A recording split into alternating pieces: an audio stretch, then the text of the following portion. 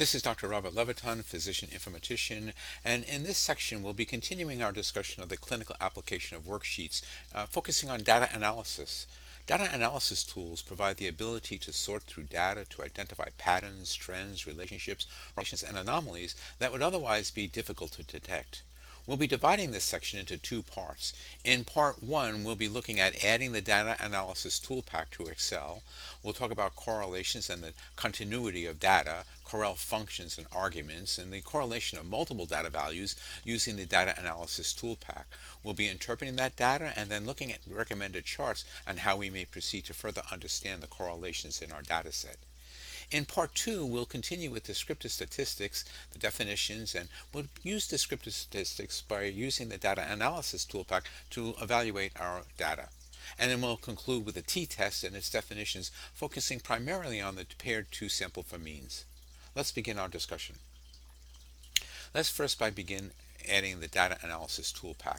We do that by coming over to File, and then down to Options, and then in Options you're going to come to Add-ins, and in Add-ins you'll see the Analysis Toolpack. You'll click on OK, and that will add the Data Analysis Toolpack to the Data section of your ribbon.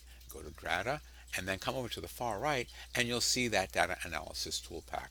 With that added, we can proceed with this lesson. And we'll proceed by adding a new sheet in the workbook. So come down to Add a New Sheet, and you see that sheet here.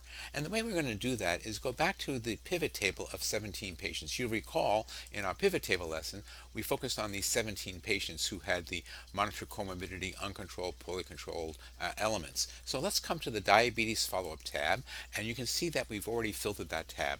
To refresh what we've done here, simply on the patient follow-up column E, we're going to deselect well controlled, and that will reduce your content to 60.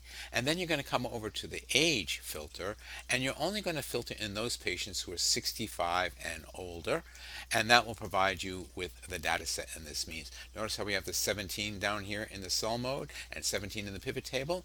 Let's now select cell A1 over to cell cell K387, and let's go to that new sheet that we just created. Right click, and in A1 we're going to paste those cells. So come back to diabetes follow-up, right click, copy, new sheet, A1, paste, and there's your cells. Leave them highlighted because we want to go to home, and from home we're going to simply go over to format, and then format, adjust the column width. And now let's come down here and name this sheet data analysis, and we're going to color that sheet orange. That's this one right here. And then we're going to move it to the end of visualization. Now we can begin our discussion on correlation. Correlations are statistical functions that indicate the extent of two or more variables changing together in a range from -1 to +1. A +1 indicates a strong positive correlation, meaning both variables increase or decrease in parallel. That is, as one data increases, the other data set increases as well. A -1 indicates a strong negative correlation, meaning that as one variable increases, the other decreases. A 0 correlation indicates that there's no relationship between the variables.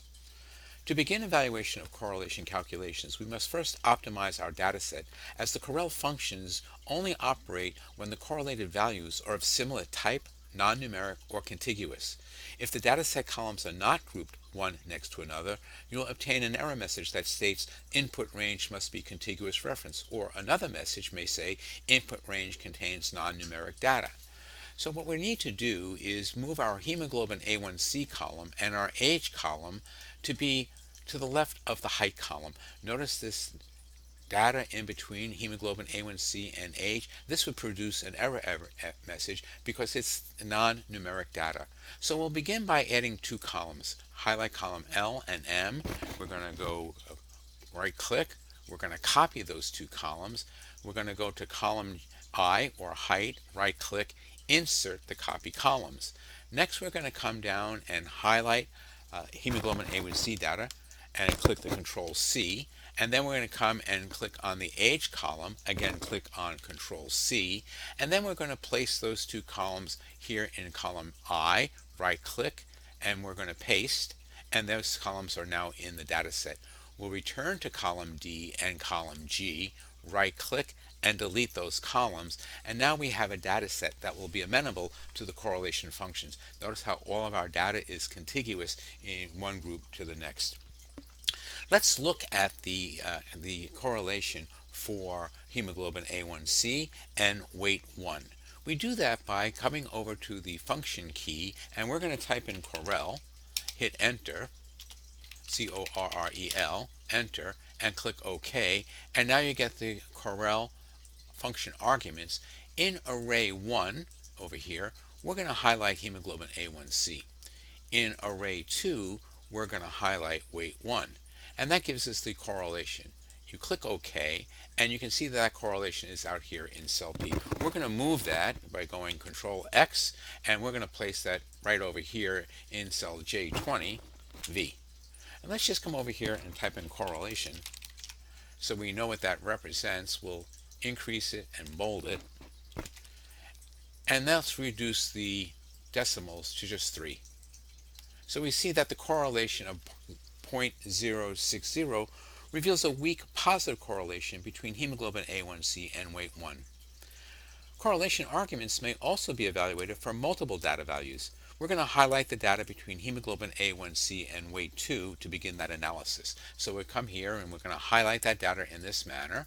We're going to come to the Data tab, click Data Analysis, and then we're going to scroll up to Correlation and click OK. Now this gives us the correlation input and output range.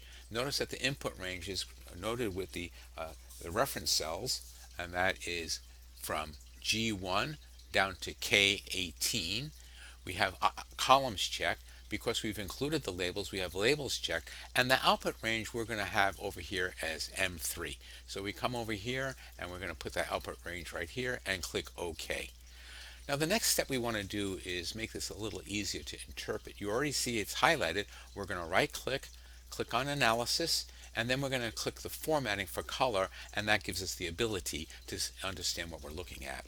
Now you see here that the correlations between the elements of hemoglobin A1C and hemoglobin A1C is a 1. It's strongly positive. It's going to move together. So each of the elements that correlate 1 to 1 will give you a strong correlation or a positive correlation.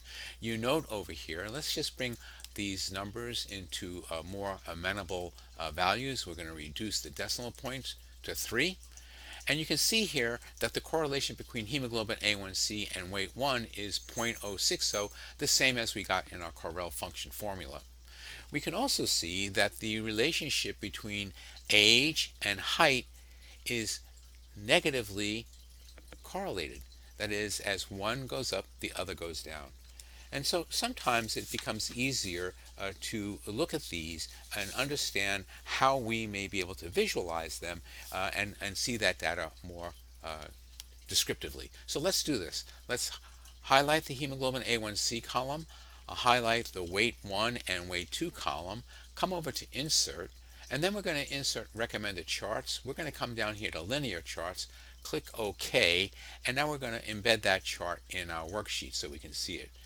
It's not exactly as clear as we'd like, and so what I'd like to do is come up here to the chart elements. We're going to add the data table and the data labels. By adding the data table, we're taking all the values from our tables and putting it below, and then we've also added the data labels to the lines that represent weight 1 and weight 2. But it's a little confusing because the numbers are jumbled together. So let's take this group here, and we're going to come over here and right click, and we're going to format the data series. And in the data series, we want to come over here and right click and format the data labels. So come over here, we're going to format the data labels, and notice what we have. The label position is either above the line or below the line. So we want to move these data labels below the line. Come over here, and now we have a set of labels below the line and above the line. Let's take the set above the line. We're going to come over to Home, and from Home we're going to highlight those orange, make them bold, make them larger, to say to 12.